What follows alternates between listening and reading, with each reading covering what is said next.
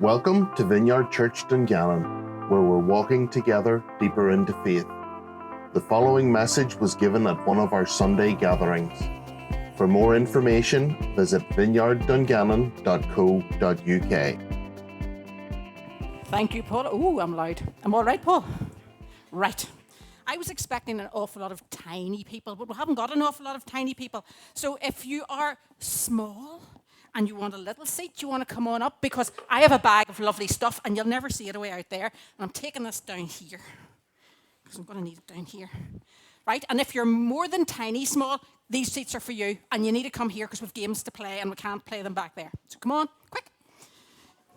It's February. Is everybody glad? St. Bridget's Day. I'm getting good at making those crosses. The rushes in the field, there's plenty of them. Right. Yes, you're small enough to sit in those wee seats. You fit on those wee seats. If you're too big for the B seats, sit on the big seats. We'll make sure everybody's a turn. Come on further forward, because we have to take turns in this game, and I need to go along the line. Anybody else? Joseph, you go on ahead. You sit in that wee seat. What is going on, girls? Here's another lady for a tiny seat. Come on down to a tiny seat down here, because you are only wee. You good girl. That's it. Perfect. Now, can you see? Anybody else? You don't need to see. I've put a PowerPoint on the screen for your benefit, but I'm really talking to the little people today. One's left to bring out a little sister. Good job. Right. I have been given this very big title to talk about today, Living Bravely. I am not that brave. Is anybody here brave? Donna's too busy sorting out the seats. You're brave. Okay.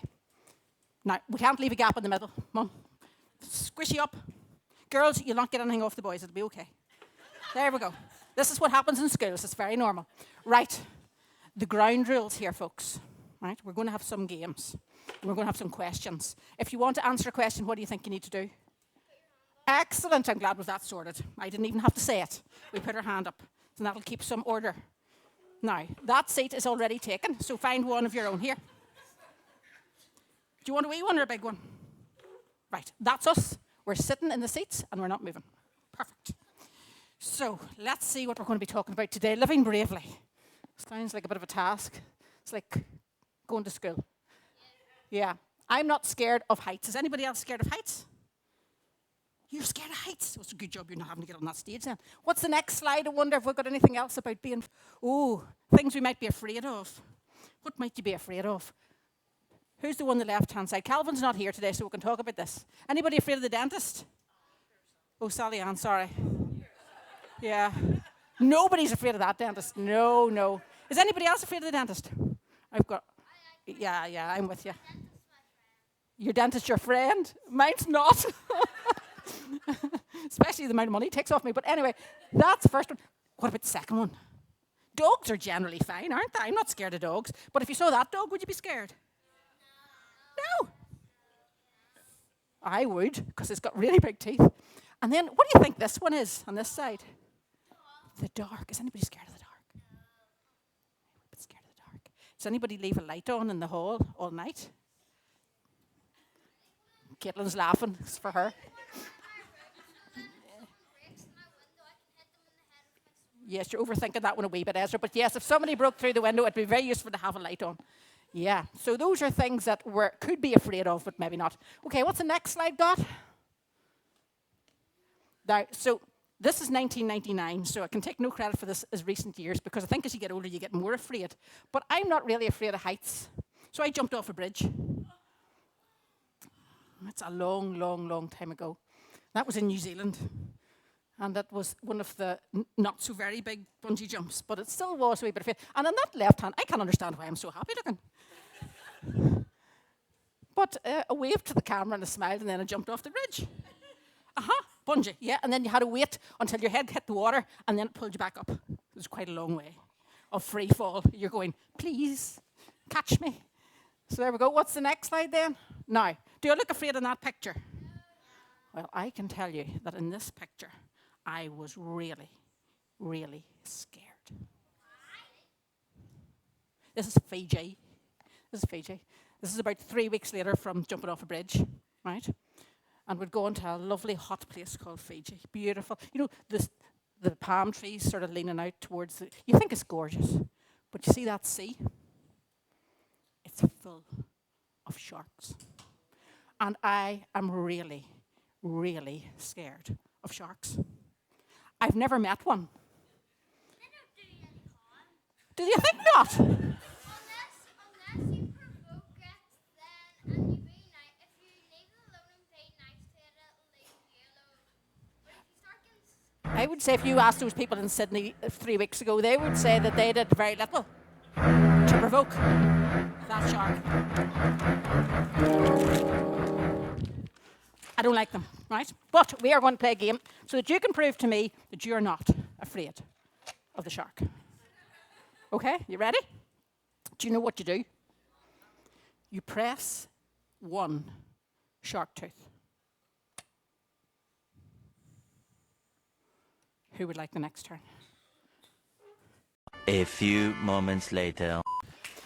Oh, very good. It is quite scary, isn't it? And it's not that it is going to be a sore bite, particularly. It's the fright, isn't it? It's fright. So I don't like sharks. That's my big fear. Right. Can't remember what I was talking about next. So let's see the next slide. Oh, yes, lions. Lions. They'll not do you any harm if you're not in the sea. That is why I did not go in the sea in Fiji. I went in the swimming pool because there was definitely no sharks in the swimming pool. That could be it, but I'm taking no risks. So I just stayed on ground. So we're now going to talk about lions, right? And we don't have any games to do with lions, but it's a story about lions. It's in the Bible. And there was somebody else not afraid of things, and I forgot to get the photograph of them in time, but Cheryl Roberts had a tarantula sitting on her shoulder about 3 weeks ago. I don't think we have the photograph. I'd send it over to you, Ashley, if you find it. You might be able to put it up. But I would be a wee bit scared of spiders too now, I have to say. Big tarantula, very, very big, hairy one. But today we're going to talk about being scared of lions. I've never met a lion. Same ways I've never... There we go. There's the tarantula. Looks tiny. I thought they were bigger. Cheryl looks a little bit scared, but she's doing it anyway. Face your fears and do it anyway. It's not us. That's a whole other story. And I heard somebody starting to sing a wee song when they heard Daniel there. What's the story? Do you know a song about it? Do you want to sing it? Come on. Is there a microphone working here? Do you know it? Would you do it for me? Come on. It's lovely to hear children singing, isn't it? This is unscripted, but that's the way we roll. Is this one okay? Can you sit down? No, you have to stand when you're singing. Come on, turn around. I'll help you. I know it too. Here you go. Yep. Daniel was a man. Do you know it? Of prayer. He prayed 3 times, even when They cast in the den. off lions. Yeah, in the den, daily he prayed 3 times. God just Shut the lion's mouth. so they could not Not harm. harm him. Wow! Wowzers! Off script, but sure isn't it lovely? I didn't think anybody in this day and age would know that song because I knew it in the 70s. So there we go.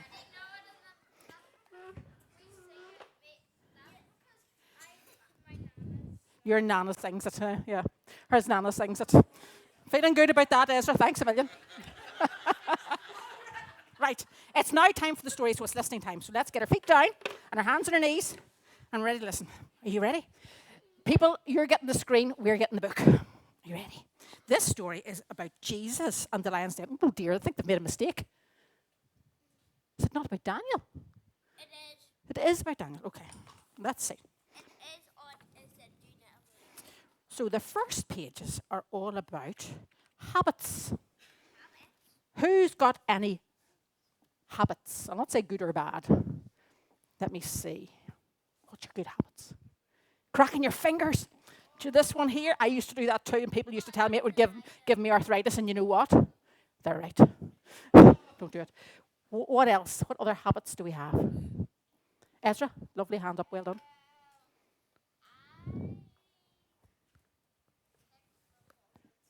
kicking football inside. It's a habit. But obviously, it's not one that everybody loves in your house, but well. Putting the music up too loud. Oh, is that a wee habit we've got? Too loud, bad for your ears. Yes, Joseph. I played to watch the follow. Do you? And is that a good habit or a bad habit? Good habit. Good job. Does anybody twirl the hair? That's a habit some people have. Twirl your hair habit. Yeah. Do you twirl your hair? You've got lovely curly hair. You could twirl your hair. What about this one? Nobody would do that one. That's a bad habit, isn't it? Oh, there's a few parents in the background saying something, so we'll not talk about that. Right. We're going to talk about Daniel and his very, very good habit. Daniel knew God. God is the real king of everything. And Daniel loved God so much that he talked to him 3 times every day. So he got in front of his window, here's his big window, and he got down on his knees, and 3 times a day he prayed to God. What a good habit that was, wasn't it? Wow. Do you think that could get anybody into trouble? Yes. If you did it 3 times a day, do you think you'd get into trouble? At home? No, I don't think it. Well, you know this story, but let's wait and see, because remember we're doing this? Yeah. And he does get in trouble. What are we going to do? Put her hand up. But here is King Darius. He was the most powerful king in the whole world. He was the king of Babylon. He was so powerful that the whole world listened when Darius spoke. And guess who his main man was? Put your hand up if you know. His main man was... What do you think, Joseph? Daniel, that's right. His main man was Daniel. Daniel must have been very, very clever to be the main man for the king of Babylon and nearly the king of the whole world at that point. But some of the people who were also helping King Darius, we call them as spads in this day and age, as special advisors. As usual, they weren't that great. They weren't anywhere near as good as Daniel, and they didn't like Daniel being as popular with the king as he was. So they started to plot a way to get Daniel into trouble with the king. Now, none of us have ever been in trouble, have we? Oh, sorry. Honestly, it's a great habit. But there was a problem with their plan. A big, big problem. Daniel had never done anything wrong. Nothing. They had to make something up. They had to think long and hard, and they decided to use Daniel's good habit. What was his good habit? Ezra, he's got his hands up beautifully. He prayed 3 times a day. They decided to use his good habit to get Daniel into trouble. So they talked to King Darius and they told, oh, King Darius, you are so great, so powerful, and so wise. Yes, and King Darius is going, yes, I think I am. Yes. In fact, King Darius, at that moment in time, had his kingly crown on very straight. Would anybody else like to wear the crown? There you go. Oh, King Darius. Very, very wise. And King Darius, you are so good at everything and you are so wise and you always make the right decisions, King Darius. We have come up with a plan. And it's a new law. King Darius was going, yes, tell me your new law. What do you think? And they said, you are so powerful that everyone should pray to you and only you. And Darius was going, yes, I think you're right. I think you're right. So they made up a new law and they got King Darius to sign it. And it said that nobody could pray to anyone but King Darius for 30 days. And if anyone broke the law, they were not going to be cast into the fire. They were going to be cast into The den of lions. well, they were going to go into the den of lions. So I have a lot of lions in here. Wait till you see. So the hungry lions, they didn't give anything to these hungry lions for days on end. They didn't give them any food because they were getting ready to see if anybody broke the law. Oh no! What is Daniel going to do? If he obeys the king of Babylon, King Darius, he'll be safe. Maybe he should do that. Do you think he should do that? That is his picture, yeah. But if he obeyed God, who was the real king of everything, then he would be lion food. Oh no. Safety or lion food, which would he do? What would he choose to do? The other advisors hid under Daniel's window and they waited to see what Daniel would do. Would he pray to the king? Would he pray to God? They waited and they waited. And the next thing they caught Daniel praying. Oh no, they ran off to King Darius as fast as their fat little legs could carry them, and they said, "He's lion food." Oh, King Darius realized what a big mistake he had made. Oh no, I didn't mean this to happen. I love Daniel. Daniel's brilliant. I don't want him to be thrown into the den of lions. So King Darius looked through all of his laws, all of the lists, to try and find a way to save Daniel. But he couldn't. It was the law, and he couldn't change the law. So when the sun went down, Daniel was taken to the den of lions. What do you think these lions sounded like? Wow. Doesn't look very cross, that one, does it? Oh, this one might be a bit... What do you think this one sounds like? Oh, a bit more. Right, okay, so we're getting there. This den's coming on. What's next? Here's another one. It actually could pounce on you, this one. So we're getting there. So this den of lions is filling up, and it's getting darker and darker because we're going down the steps into the den.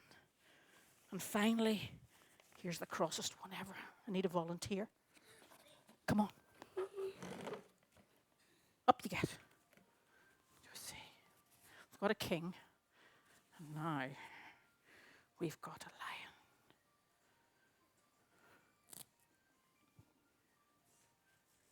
Yeah. Pretty good. Is that scarier one now? It looks like Scar. Looks like Scar. Oh, flip. He wasn't a good lion, was he? He was not a good lion. I wonder what this lion sounded like. Does anybody want to open that box and see? Open up the box.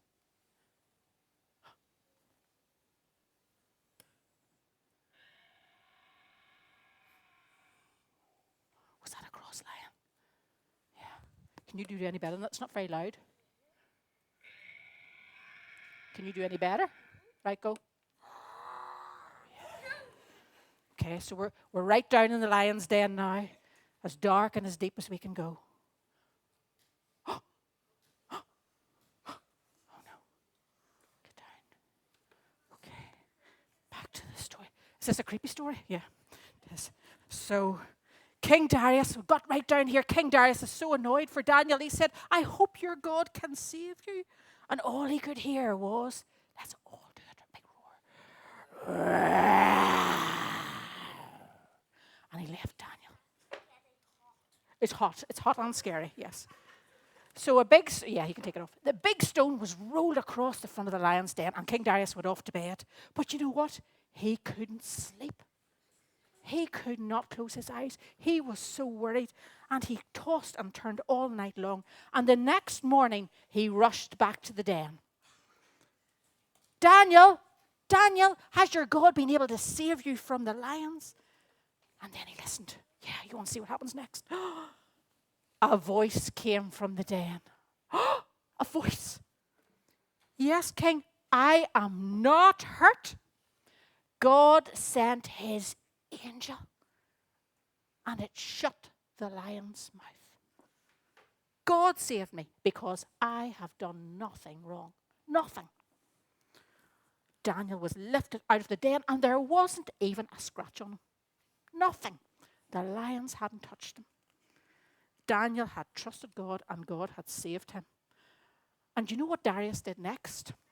Well, he fired the spads, which is what really should happen to them all. And he wrote a new law. And he sent this to all the countries in the world because he had influence across the whole world. And it said, Daniel's God, our God, is the living God. He is the real king of everyone and everywhere, now and forever. He saves his people. The lions are going to get fed now. Is that the end? Is that the end? Oops. Lion, is that the end? Does it look like it's the end? No, it's not the end. The end that's an Old Testament story. That was only one part of the story. We are going to look for some Jesus moments in this story. And if you look back through the slides, there were some pictures of this lion. Right? Now you're going to have to keep your eye up there because I bet you didn't see them in the story. You're too busy listening to me. And we're going to see the Jesus moments in this story. So let's see the next slide. What's the first one? There is the healthy habits. There. Daniel is fab. Can you see the lions in this picture? Up the top? Yeah. So, Daniel had done nothing wrong. Jesus never did anything wrong. So there's a similarity between Daniel and Jesus. And you know something? This isn't by accident. This story's in the Bible deliberately. God put it in to help us think about this.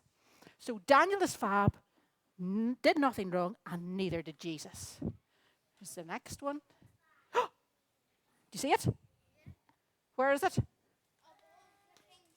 Above the king's chair, you see the lion? That's pointing us to Jesus.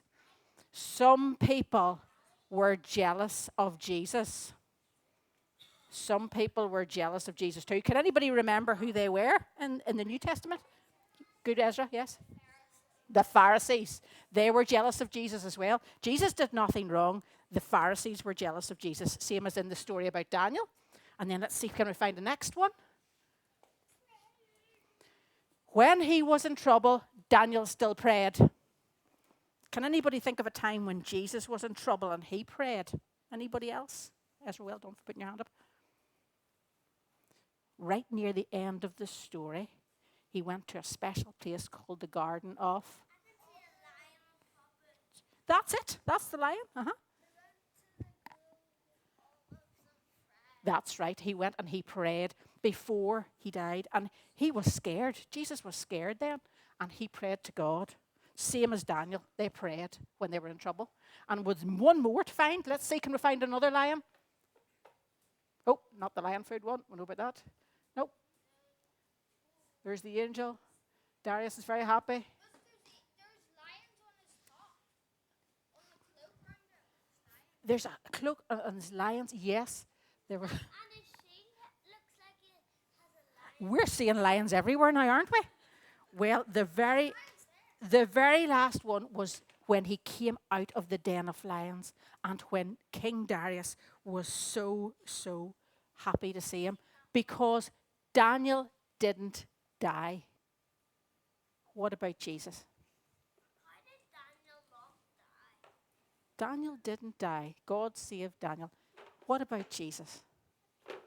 Did Jesus die? No. He never dies. Did Jesus die? Did he? Does anybody remember this wee part of the story of Jesus? He did. He died on the cross for all our sins. Do you remember that part? So that's not the same. Sure it's not.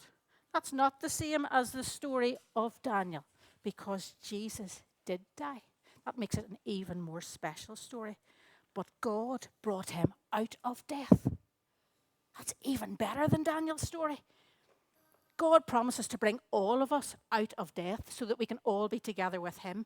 And God has done it before because he did it for Jesus and he can do it again and he'll do it for us.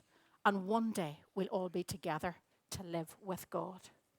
So there we go. Daniel's story was brilliant. God saved him. But Jesus' story was even better because he did die and then God brought him back so that we could all be with God together. There we go. I don't think of anything else in this bag to show you except in case I needed an extra scary thing, I did bring a rat. But I don't think we need it. You were scared enough at the start. Do you want to play the shark game again? Will we do one more go of the shark game? Does anybody mind? Okay. Right. Okay, we don't even need the music. We've got self music here going on. Who wants a turn? I think you've all got used to it now. You know what's ahead of you. A few moments later.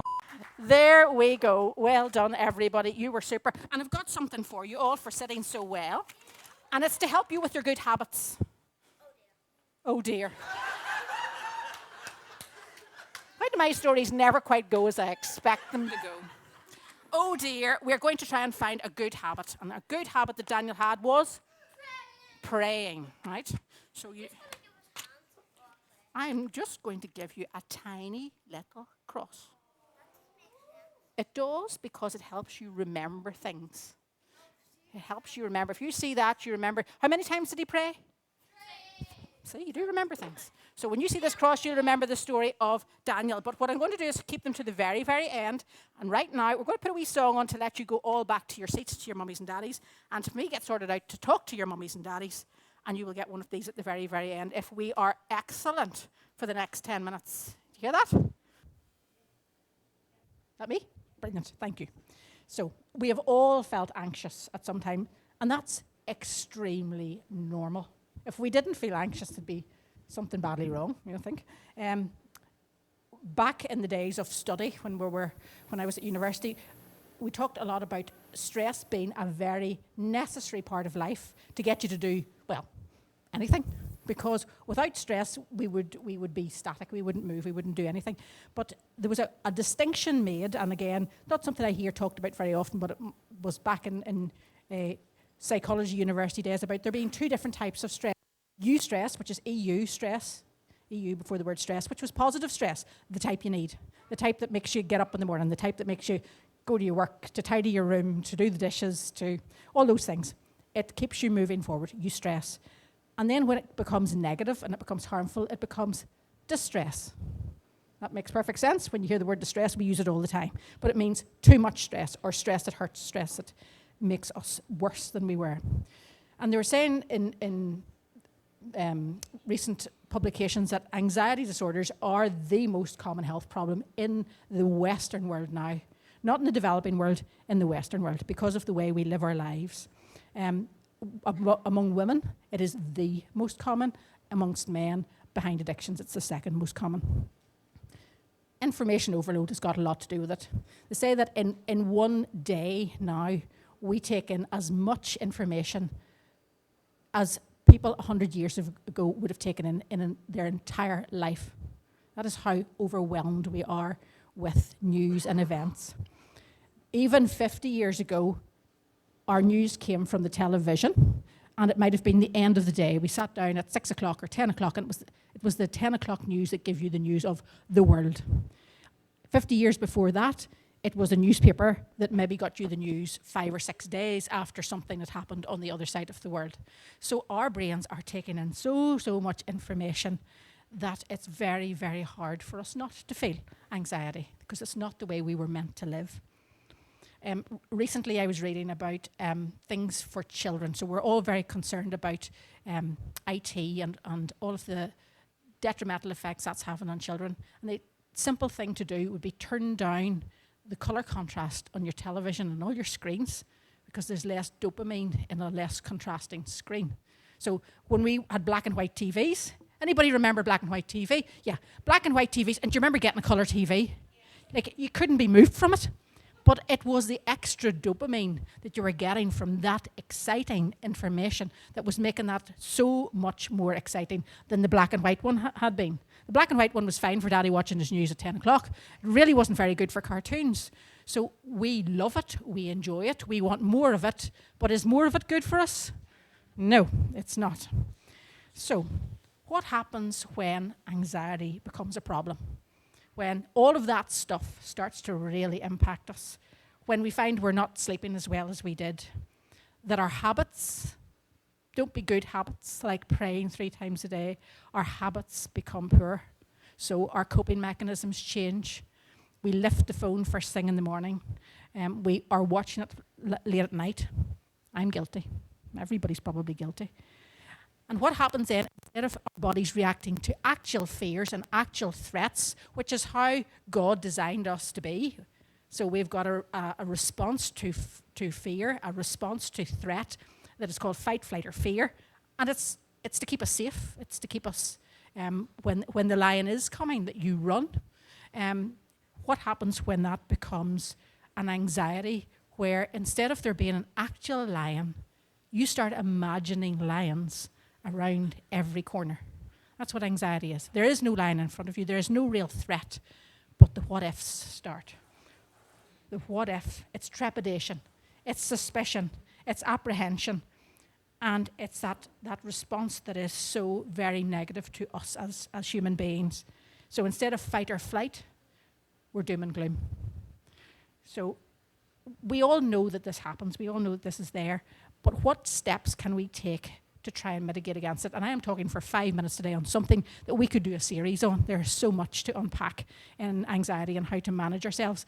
But I've got a very quick little Max Lucado acrostic here, okay, that will help us. And there's a Bible passage that goes with this, and it's the next slide on. So, Philippians 4:4-8. Kindle says the Bible is the most sought after, searched for book in their library, and that this verse, Psalm 23, and one more, which I can't remember, are the three most searched verses in the Bible. So rejoice in the Lord always. Again, I say it, rejoice. Let your gentleness be evident to all. The Lord is near. Do not be anxious about anything, but in every situation, by prayer and petition, with thanksgiving, present your requests to God. And the peace of God, which transcends all understanding, will guard your hearts and your minds in Christ Jesus. Finally, brothers and sisters, whatever is true, whatever is noble, whatever is right, whatever is pure, whatever is lovely, whatever is admirable, if anything is excellent or praiseworthy, think about such things. So that is a key verse for us in trying to manage anxiety. And if we go back to the calm and we look at celebrate, that's that first few verses there, rejoice. So when we think rejoice, what do we think of doing in church when we're rejoicing? Singing, music. And again, back to the way we're made, the way God has designed us to be. Your vagus nerve goes down the side of your neck. It is one area of your body that is proven to really help reduce anxiety and help to calm you. And singing stimulates your vagus nerve. God designed us to sing, to praise to Him. We've done this before about praise and worship. And part of that is that when we sing, we actually help our sympathetic nervous system to calm. So celebrate, finding joy in things, singing to God. It's one of the things that we can do to help us stay less anxious. Ask, simple enough one. Asking God to take away the anxiety, asking God for His help. So back to the prayer. Back to our little cross, praying 3 times a day. Good habits formed well will help us to manage that. Leave. This is the one that I find most difficult. Leaving your anxiety at Jesus' feet. Leaving your burdens down and not picking them straight back up. Right? So it's not that we go and say, Jesus, I really need help with such and such a thing, and we say, I'm leaving it at the cross. And you get up the next day and you go right back to it again. It's a hard one to do, but leaving the anxiety with Jesus. And then the fourth one, just meditating on God's word. We get so many truths, and I'm sure if I ask you to shout me out verses that are to do with fear and anxiety, you could tell me some. Have a go. You don't have to reference them, you just have to know them. Does anybody think of any? So what about Psalm 23? Is there any in that? And I'm afraid I will trust in you. Yeah. Be still and know that I am God. Yeah, He leads me beside still waters. Luke 21, be careful or your hearts will be weighed down with the anxieties of this life. Could have been written yesterday, today. John 14:27, do not let your heart be troubled, neither let it be afraid. There are so many verses in the Bible. There are so many places we can go to find and meditate. I was having a wee look through the Bible app before it came, and there are lots and lots of studies around anxiety there because people recognizing that that's what we need. So that is just a very simple, quick look at the fact that we can be anxious people. And I know I have got absolutely no authority around this and not much to say about it, but my feeling is that today that we've got some very anxious hearts here. And when we're coming into our worship time now, and I'll just ask the band to come back up, I would just like anybody who is suffering from anxiety, not to take my very glib, there's 4 things you can do. If you're suffering, seek help, please. Go and talk to somebody. You can talk to somebody here. At the end of the service, there'll be people on each side. If it's beyond that, the local counsellors, your GP, to talk to about anxiety, because I do feel that there's people here today who really, really need help with managing that, and to find peace again, and to find a joy in life, and to walk into the life that God has meant for us all, because he did not give us a spirit of fear. He did not.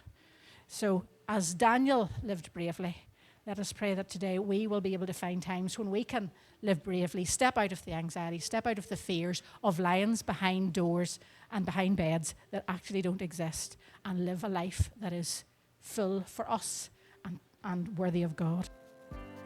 Thanks for listening to this message. For more information on what's happening in the life of our church, visit vineyarddungannon.co.uk.